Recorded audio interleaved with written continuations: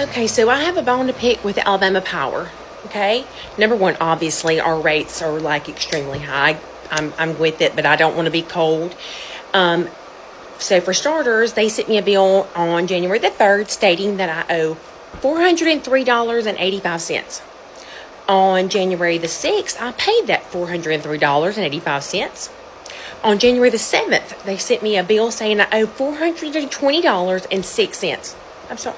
I just paid you $403.85. Well, I mean, a day ago.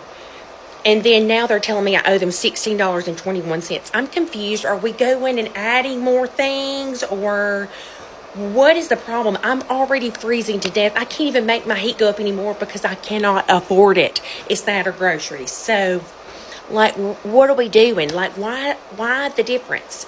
Why? I'm just curious. Anybody help me? Hello everyone, I'm Nobo and welcome back to the channel. Today we're looking at a viral video out of Alabama where a conservative voter is realizing something many progressives have warned about for years. Corporate power and bad policy choices hit regular people first.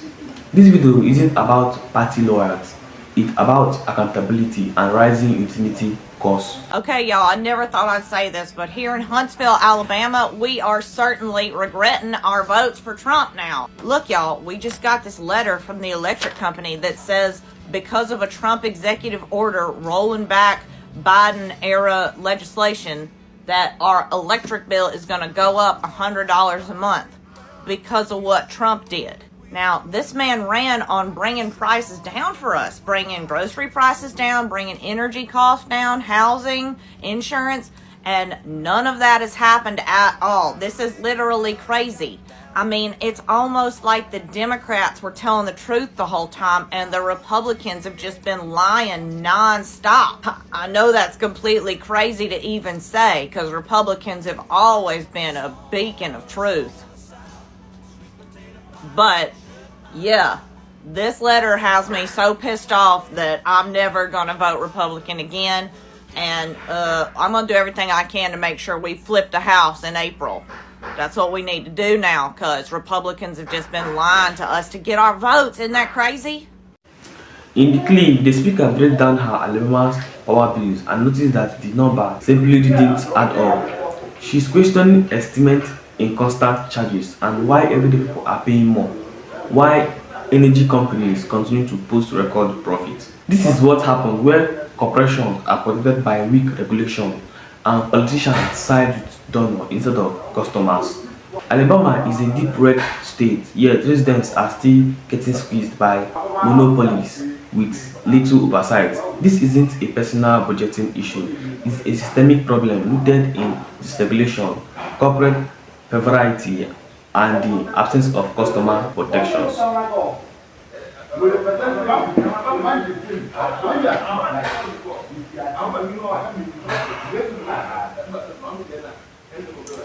What's striking right now is that this frustration is coming up from someone who supported the very politician who defend this system, and now right is sitting in. Explain something to me. I live in Alabama, and Another FAFO. Usually averages between $200 and $250 a month.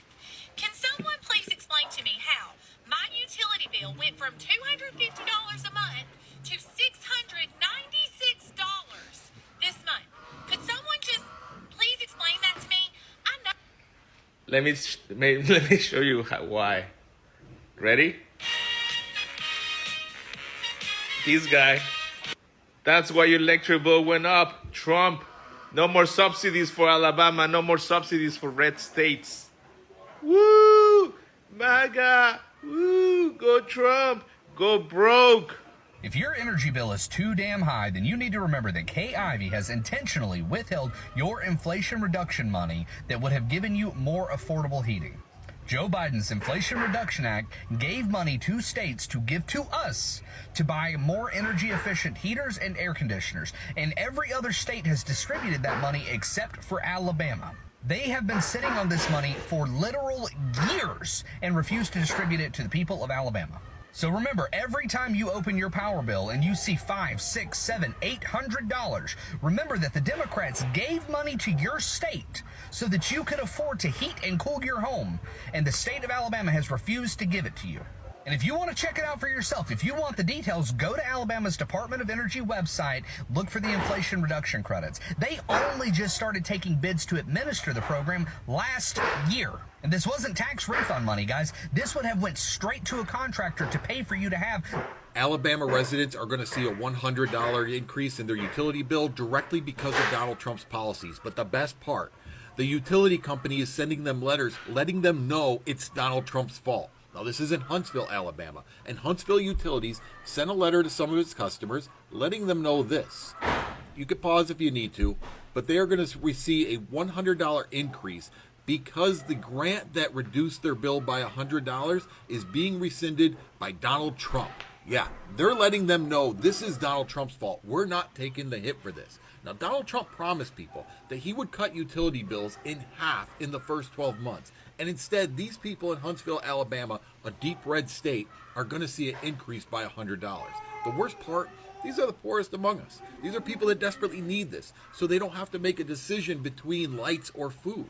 And Donald Trump is taking that away. The man who campaigned on lowering costs are making them go up. And now people know, beyond a shadow of doubt, it's his fault. Hey, so I'm almost done with my Alabama Power thing. I have just a meeting with an old math teacher friend of mine. She has a master's in math. Because here's the thing. Alabama Power claims that they're charging 16 cents basically for kilowatts per hour, which comes out to $184 a month for the average Alabama household. I know somebody just spit their drink out. I know I got somebody cussing on the other end of this phone right now because they're like, that's bullshit. Because it is. That is a bold-faced fucking lie. If the math I'm doing is correct,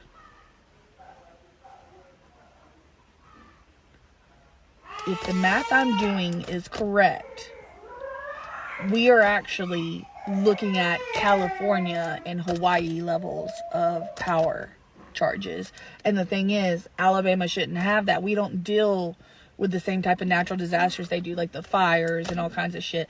Like, there's a lot of moving pieces that influences how power. So apparently Alabama uses some of the highest residential energy.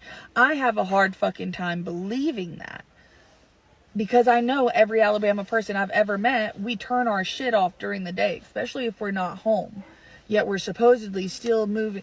So obviously data centers are an issue, and it's going to get worse. I think they're lying about the usage. I think they're lying about residential usage. Look, I'm trying to be... Actually, where's the video? I'm trying to be so thorough with this. I don't want to read y'all a headline and give my opinion on it. I want facts and data. That way when, I've been tagging Energy Alabama, and I haven't reached out to them yet because, dude, those are whole ass lawyers. These are like really educated people that if I'm going to make something of this, I want to come to them and be able to provide substance and work together so that we can help the people of Alabama. Everyone's like, where's a lawsuit? Where's a lawsuit? We have to prove wrongdoing. I'm going to start figuring out what are the good meter readers, because I think there's phantom charges going on. Based off of what y'all are sending me, there are phantom charges going on. This shit is deep. And this is just Alabama Power.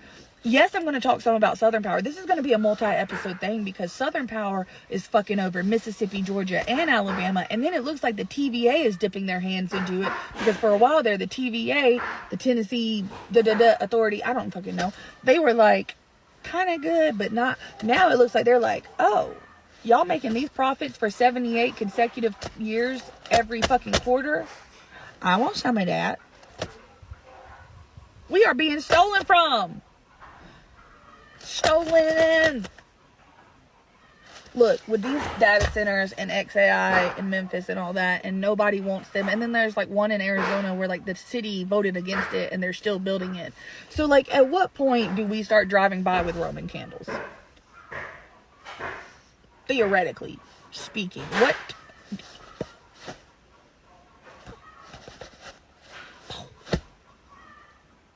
They're taking our air and our water. They are poisoning our clean air and clean drinking water, which it was on that. Great FAFO moment, and I have another one for you. First, some background. 65% of the state of Alabama voted for Donald Trump.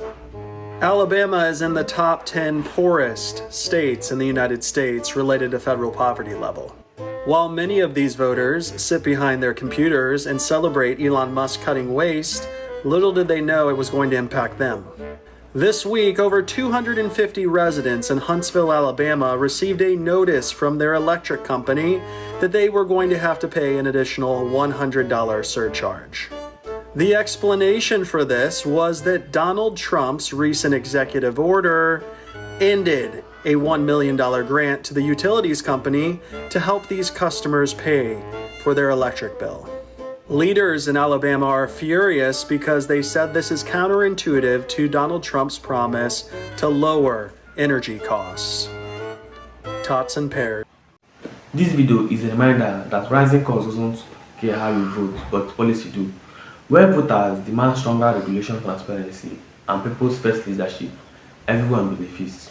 The question is whether this realization turns into action or if the cycle repeats.